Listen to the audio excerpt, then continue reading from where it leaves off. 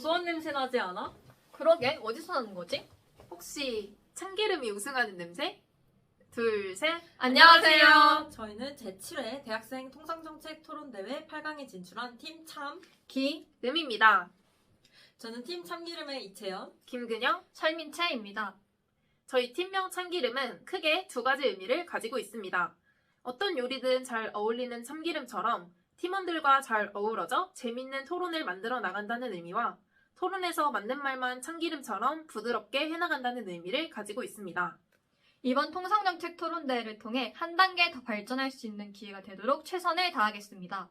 8강에서 좋은 모습 보여드릴 테니 많은 응원과 기대 부탁드립니다. 감사합니다.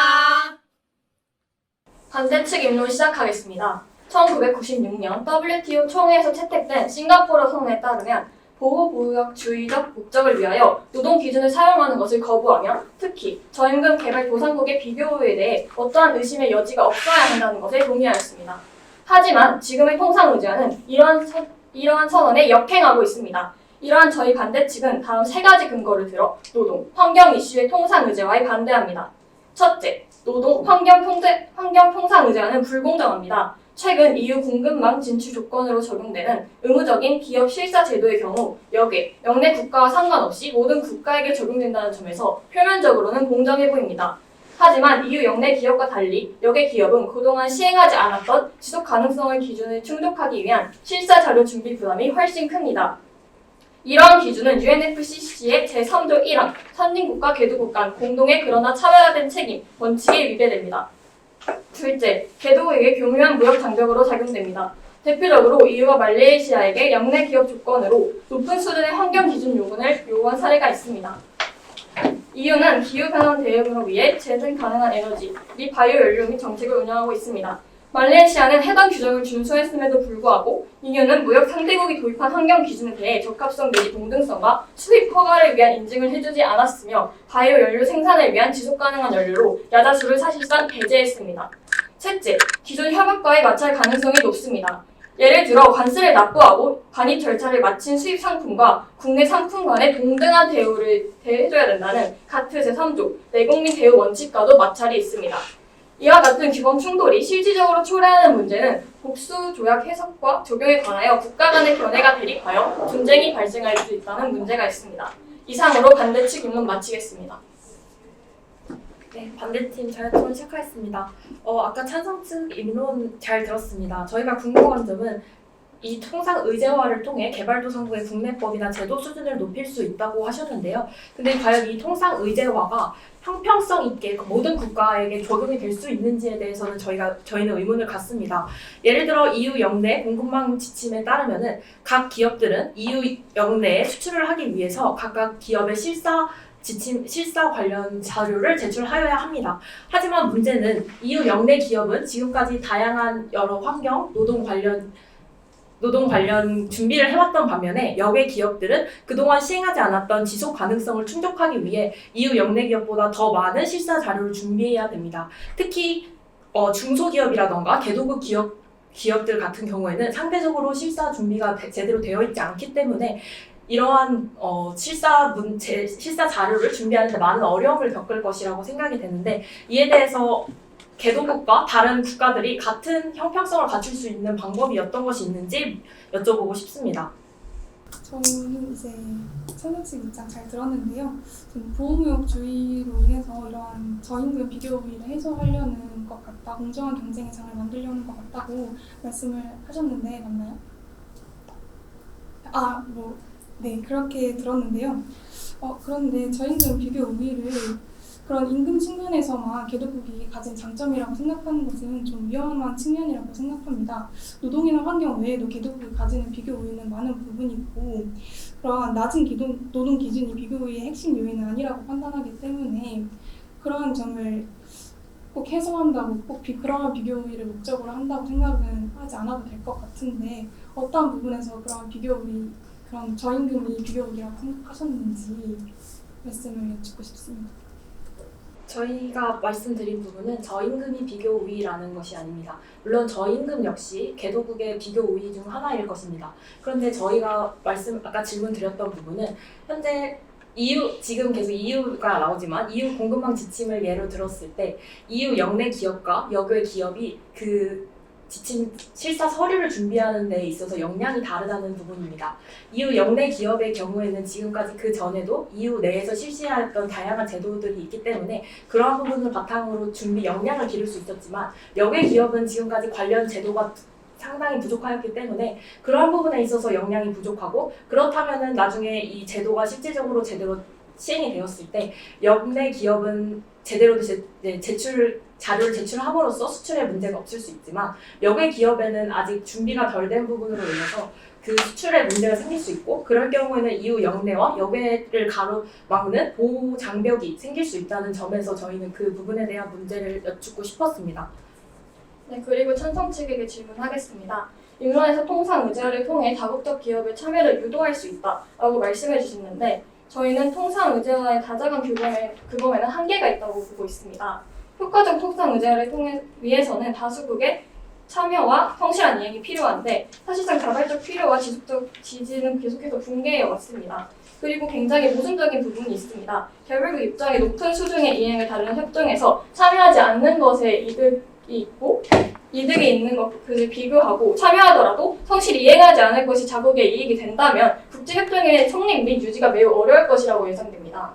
이런 부분에서 통상 의제화를 통해 다국적 기업의 참여를 유도할 수 있다라고 말씀하시는 분은 현실적인 한계가 있다고 느껴집니다. 네, 답변 드리도록 하겠습니다. 그럼 다자간 국제 규범에 근원적 한계가 있다고 말씀을 하셨는데 그런 근원적 한계가 있다고 말씀하시는 부분은 옛날에는 FTA를 통해서 직접적으로 양자국 간의 관세를 낮춰주는 것 등이 실행되었다면 최근에는 IPEF나 RCEP처럼 최대한 여러 국가들이 합심을 해서 대규모 FTA를 만드는 게 추세입니다. 또한 RCEP나 IPEF 같은 경우에는 미국 주도나 중국 주도의 다자간 무역 체제라는 면이 큰데 그런 식으로 미국 주도나 중국 주도처럼 정치적, 경제적 이해관계를 고려해서 과거처럼 쉽게 탈퇴를 하지 못하는 면에서 그런 참여 문제나 이행 문제에 관련해서는 서로 간의 그런 정치적 목적을 위해서 쉽게 탈퇴하지 못하고 그로 인해서 근원적 규범의 한계는 풀 수 있다고 생각합니다. 첨언하겠습니다. 더불어서 앞선 인론과 반론에서 계속해서 실사조사의 개도국이 가진 어려움에 대해서 언급을 해주셨는데 사실은 지금까지 이러한 조항들은 보통 임의 규정으로 구성이 되어 있었고 그에 따른 재원 문제는 협상 참가국 간의 충분한 논의가 이루어지면 가능하다는 전문가 의견이 여러 있어 왔습니다. 그렇기 때문에 실사조사의 어려움에 대해서는 선진국도 본인의 위치에 대한 어떤 장점을 인지를 하고 개도국 간의 원만한 협의를 위해서 그 부분을 감안하여 조항을 만드는 식으로 구성을 한다면 충분히 가능할 것이라고 보고 그것이 통상 의제화의 필요성을 반대하는 주장으로 보기엔 좀 어려울 것이라고 주장합니다. 그리고 더불어서 처음부터 저희는 이제 비무역 이슈가 어떻게 통상 의제로 연결해서 논의를 하게 되었는지 그 배경에 대해서도 한번 생각을 해야 한다고 주장을 하는데요. 무역이 환경 오염의 큰 주범이 된다는 것은 이미 여러 전문가들 사이에서도 이미 논의되는 부분입니다.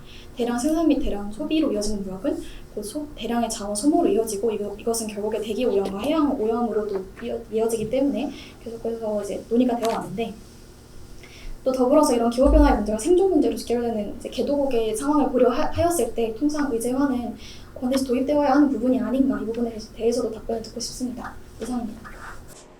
반대 측에서 답변 드리도록 하겠습니다. 개도국에 있어서 환경 문제를 개선해야 될 필요가 있다는 점을 지적을 해주셨는데 이 환경 문제를 해결하기 위해서 도입이 되었던 제도인 탄소 국경 조정 제도라는 사례를 예시로 들었을 때 EU가 CBAM을 도입한 이유로 기후 변화 문제를 무역 분야로 확대하려는 일방적 조치라는 비판이 존재했습니다. 각국의 기후 정책에 국가별의 경제 발전 단계가 고려되어야 하는데 이 경제적 발전 단계가 고려되지도 않았으며 사실상 CO2 관세에 해당하는 CBAM은 각국 기후 대응 의지와 역량을 훼손할 여지가 있다는 비판이 존재합니다. 때문에 CBAM이라는 환경을 개선하기 위한 어떤 제도에 대한 조치 목적이나 그 실행 과정에 대한 목표가 불명확하다는 단점이 있는데 이 점에서는 어떻게 생각하시는지 의견을 여쭤보고 싶습니다. 추가적으로 첨언하겠습니다. 저희 역시 환경과 노동 이슈를 해결하는 데 있어서 국제적으로 협력해야 된다는 점에 대해서는 동의를 합니다. 하지만 그 방향에 있어서 통상 의제화가 맞는 방향인지는 확실하지 않다고 생각이 됩니다. 그 이후로 2050 탄소 중립을 위해 각 국가들은 노력을 하고 있는데 탄소 중립을 위해서 국내 경제 사회적 관행을 단시일 내에 변경하기에는 생각보다 쉽지 않습니다. 때문에 대규모 투자, 정부 예산 투입이 필요하고 정책적 과제를 수행해 나가야 되는데 예를 들어 미국을 예로 들면은 미국 의회에서는 국내 정치적인 지지가 필요하다는 점에서 글로벌 문제 대응을 위한 대규모 이슈로 만들고 그 과정에서 통상의제화가 활용될 수 있다는 위험성에 대해서도 생각해 보아야 합니다. 미국의 경우에는 국내 정책과 국외 정책이 함께 가는 기조를 대부분 보이고 있는데 국내적으로 이러한 노동 문제라던가 아니면 환경의 그런 탄소 중립 문제를 해결하기 위해 국외적으로 이러한 이슈를 만들어서 국내 정책도 함께 가려는 의도도 없잖아 있기 때문에 과연 이 통상의제화가 이 노동 환경 이슈를 제대로 해결할 수 있는가에 대한 고민과 그게 개발도상국에도 도움이 되는가에 대해서는 한 번 더 생각해 보아야 할 문제라고 생각이 듭니다. 네, 잘 들었습니다. 우선은 실행 과정에서 탄소 국경 제도를 말씀을 해주셨는데요. 탄소 국경 제도의 실행 목표와 그런 당위성에 그런 의심을 품고 계신 것으로 알고 있는데, 그런데 그러한 실행 과정이나 그런 면에서 불분명하다고 말씀을 하시는 거는 어느 정도 통상의제화에 대한 필요성을 인정하신 것으로 좀 보이고 있는데, 만약에 통상의제화가 그런 식으로 탄소 국경세라는 그런 제도가 없으면 강제성을 부여할 수 있는 방안이 딱히 없었고, 탄소 배출권 거래제처럼 그러한 거래제도 현재 잘 이행이 되고 있지 않는 걸 보면은 그런 식으로 강제성을 부여할 수 있는 방안은 몇 되지 않으니 탄소 국경세를 도입해서라도 그러한 강제성을 부여하는 것이 더 좋다고 생각이 듭니다. 또한 그리고 그런 대규모 투자를 하는 것이 위험성이 있고, 그리고 미국의 정치적 목적이라는 그런 발언으로 들렸는데, 그런 정치적 목적은 미국이 세계 외교에서 세계 외교나 무역 조항에서 정치적인 의도가 투영된 적이 한 번도 없을까에 대한 거에서는 한번 여쭙고 싶습니다. 또한 그런 정치적인 의도가 어디까지 포함하신 것은 모르겠지만 자국의 이득을 극대화하기 위한 것이라면 반대 근거로는 타당하지 않다고 생각합니다. 선진국이 개도국에게 수출 특혜를 주는 것 또한 추후 개도국의 시장을 키워 선진국의 수출처럼 쓰려는 목표와 선진국의 외교적 영향력을 키우려는 의도가 포함되어 있습니다. 따라서 그런 정치적 목표나 정치적 의도가 들어가 있다고 해서 의제화에 대한 반대 논거로는 충분치 않다고 생각이 들었습니다. 네, 첨언하겠습니다. CBAM에 대한 이제 사례를 들어주셨는데, 오히려 그런 제도들의 실패가 통상의제화를 더 그러니까 당연히 통상의제화를 도입해야 한다는 그런 당위성을 오히려 부여하는 사례가 될 수 있을 것이라고 생각합니다. 그렇지 않다면 그 대신에 나올 수 있는 대안에 대해서도 이제 제시를 해주셔야 될 것으로 보입니다. 이상. 반박 먼저 드리겠습니다. 아까 이 통상의제화를 통해서 문제를 해결할 수 있다라고 보시는 것 같은데, 아까 예시로 들어주셨던 부분을 보면 IPEP나 RCEP 같이 대규모 FTA 같은 구조로 변화해 가고 있다라고 이러면서 말씀해 주셨던 걸로 기억을 합니다. 근데 저희는 그렇다면은 이 통상의제화가 각 여러 국가와 함께하는 방향으로 간다면 지금과 이전의 협약과 마찬가지로 효용이 좀 떨어질 수 있다고 생각이 됩니다. 예를 들어서 각 국가들은 제도적 준비 수준이나 각 사회 정치적인 문제가 다릅니다. 때문에 개도국의 입장과 선진국의 입장을 조율하는 과정에서 정책이 느슨하게 설정이 될 수도 있고, 반대로 선진국이나 개도국의 한쪽의 입장에 맞추게 된다면은 어느 한쪽이 피해를 보거나 아니면은 어려움을 겪는 문제가 생깁니다. 때문에 저희는 다자 간의 규범으로 향해 나간다면 통상의제화 역시 기존의 협약이나 다른 규범과 마찬가지로 제 역할을 하는 데 있어서 어려움이 있고 무임승차가 또다시 발생할 위험도 있다고 봅니다. 첨언하겠습니다. 다자간 규범에 대해서 언급해 주셨는데, 다자간 참여 유의는 균형 상태를 유지하기 위해서는 협정 참여일이 비참여일보다 높아야 합니다. 하지만 다수의 국가가 협정에 참여할수록 그 협정이 가져다주는 이익의 합이 줄어드는 역설적인 상황이 도출되고 있습니다. 이 사례를 이렇게 된다면 국제협정엔 다자간의 규범을 추구하고 있지만 역설적으로 국제구조의 참여수가 적어야 국가별 손편익이 커지는 아이러니한 상황이 오고 있다고 생각합니다. 네, 답변 드리도록 하겠습니다. 저희가 IPEF나 RCEP을 언급한 이유는 그러한 것처럼 중국 주도나 미국 주도의 정치적 목적에 따라서 그러한 이해관계를 보려 해서 과거처럼 쉽게 탈퇴를 하지 못하고 강제성이 부여된다고 말씀을 드린 것인데, 그런 강제성에 대해서 저희가 계속 언급을 하는 이유는 예전에도 WTO 때부터 다자간 무역 체제를 유지하려는 노력은 계속되어 왔고, 거기서 노동 챕터나 환경 챕터를 유지하려는 노력은 했었으나 그것은 유지되지 않았습니다. 이유는 계속해서 다자간으로 무역 체제를 하기 위해서는 그러한 강제성이 부여되지 않고, 또한 여러 시간이 오래 걸리기 때문에 차라리 양자간 FTA로 그러한 노동 규범을 넣자 해가지고 지금까지 양자간 FTA에서만 그런 규범이 현실화된 것인데요. 그래서 다자간 FTA에서도 그러한 협정이 추가되기 위해서는 강제성이 꼭 필요하다고 생각하기 때문에 그러한 면에서 앞에 얘기를 드린 것입니다. 그렇다고 하면은 만약에 지금 통상 의제화나 노동 의제화가 그러한 방식이 꼭 좋은 방향은 아니라고 하셨는데, 저희가 말씀드리고 싶은 거는 바닥으로의 경쟁 논리를 한번 말씀드려보고 싶습니다. 개도국 같은 경우에는 그런 다국적 기업의 투자나 그런 투자 유치를 위해서 계속해서 하향 평준화를 위해서 가는 노력이 어느 정도 없지 않아 있습니다. 그러한 면에서 장기 빈곤화나 계속 그런 저성장 국면을 띠게 된다면은 그런 면에서는 어떻게 해야 할지 여쭙고 싶습니다. 네, 강제성에 대해서 계속 말씀을 해주셨는데 그 점에 대해서 조금 드는 의문이 있어서 한번 말씀드리도록 하겠습니다. 예를 들었을 때 IPEF에 대해서 예시를 한번 들어주셨는데, IPEF는 참여국의 노동 관련한 통상규범 수용 여부가 상이합니다. 때문에 말레이시아나 필리핀 등의 노동권 보장이 낮은 아세안 국가들은 강력한 노동 기준의 요구가 어렵습니다. 이 방식이 희망 필러에만 모듈 방식으로 진행이 되는 방식이기 때문에 저개발국에서는 참여가 되지 않을 가능성이 더 높다는 것인데요. 이는 관세 인하 등 시장 접근에 다가가기 편한 항목이 포함되어 있지 않아서 인센티브가 불분명하고 참여국의 적극적인 유도를 낮추는 요인으로 작용을 할 수가 있는데, 이러한 식으로 강압적 형태를 갖추는 그런 강제성을 가진 일방적인 무역 규제는 제한 조치를 통해서 강한 제약을 가하면서도 그 목표로 하였던 인권 수호나 강제 노동 문제를 궁극적으로 해결하지 못하는 결과를 초래할 가능성을 충분히 그런 가능성을 볼 수가 있고, 국제무역에서 공급망의 주도권을 가지고 서로 패권 경쟁을 벌이는 그런 두 국가의 전면에 떠 있는 인권이라는 문제가 책략적으로 국제인권의 증진이라는 명분으로 무기화돼서 사용되고 있다고 그런 측면에서도 볼 수 있을 것 같은데, 이 점의 강제성에 대한 의문점에 대해서는 어떻게 생각하시는지 첨언드리고 싶습니다. 또 아까 하향 평준화를 위해 간다라고 말씀해 주셨는데, 지금의 이유는 말레이시아 등 동남아 국가에 있는 파묘 생산이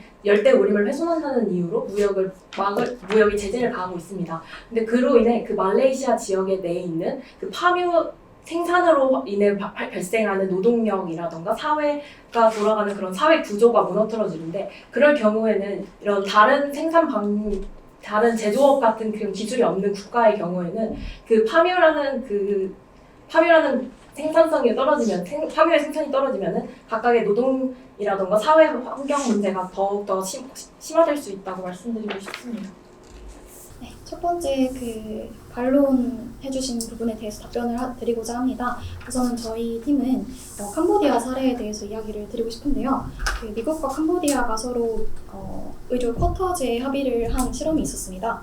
그래서 캄보디아 공장들이 국제 노동 기준을 준수하였을 때 매년 약 10%의 추가된 쿼터를 제공한다는 그런 조건으로 제공했던 실험이었는데, 그 프로그램을 만들어서 진행을 한 결과 이러한 무역 노동기준 연계 모델이 성공적으로 작동을 해서 베트남, 하이티, 요르단에까지 적용이 된 사례가 있고, 더불어서 경쟁이 심한 이 산업에서 저렴한 생산자보다는 윤리적인 생산자를 부각시키는 역발상을 제공했었고, 더불어서 무역과 노동기준을 연계하려는 과거의 움직임이 제재에 의존했다면 이제는 국제 노동기준을 준수하는 조건으로 수출 시장을 열어주는 그런 긍정적 인센티브를 제공한다라는 사례가 있습니다. 그래서 이러한 부분에서 이제 통상 의제화의 필요성에 대해서 저희가 인센티브를 부과하는 쪽으로도 갈 수 있다라는 측면을 말씀을 드리고 싶습니다.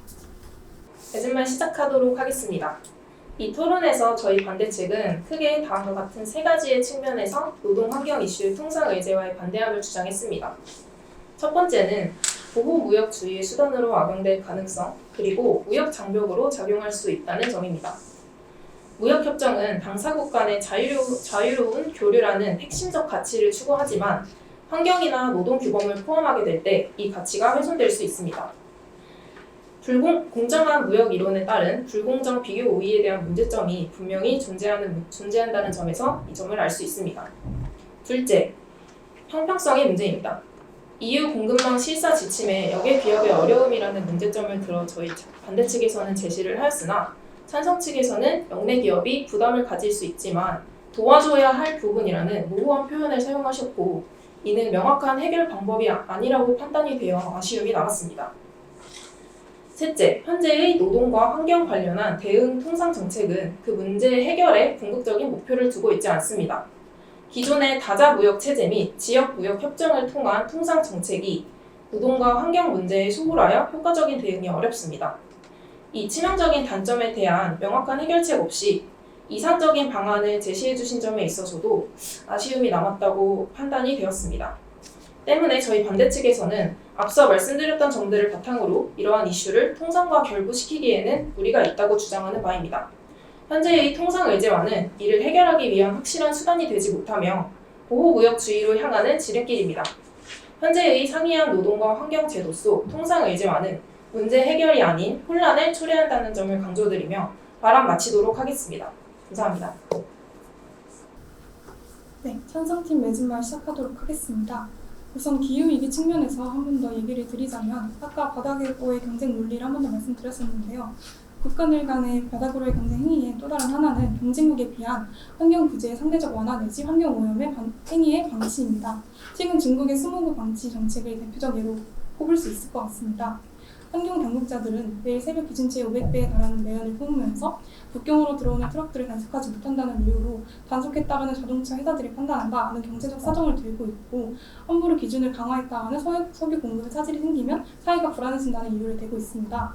예컨대 먹기 살기 위해서는 환경 규제는 실행하기 어렵다는 것인데요. 그 결과 중국 대부분의 지역은 동서 부분 막론하고 전례를 찾기 어려운 대기 오염에 시달리고 있고 이웃한 우리나라에도 그 폐해를 전해시키고 있습니다. 이러한 환경 규제 면에서의 바다구로의 경쟁은 그 이유를 들고 있는 경제 발전을 지속적으로 지탱할 수 없고 그 최적 종착지는 오히려 자국민의 생존 자체의 위협임은 이미 인류 역사가 증명하고 있는 바입니다. 또한 마지막으로 정치적 목적에 관해서도 말씀을 드리고 싶은데요. 아까 말씀드렸다시피 세계 외교에서 정치적 목적이 개입하지 않는 경우는 없고 선진국의 외교적 영향력을 키우려는 목표와 개도국의 시장을 키우려는 목표도 있기 때문에 이러한 합법적인 합당한 조치는 통상의제화에 있어서 이루어질 수 있는 부분이라고 생각합니다. 따라서 노동과 환경 측면에서 여러 부분을 보았을 때 우리나라도 이런 통상의제화에 빨리 적용을 시켜서 함께 나아가야 할 방향이라고 생각합니다.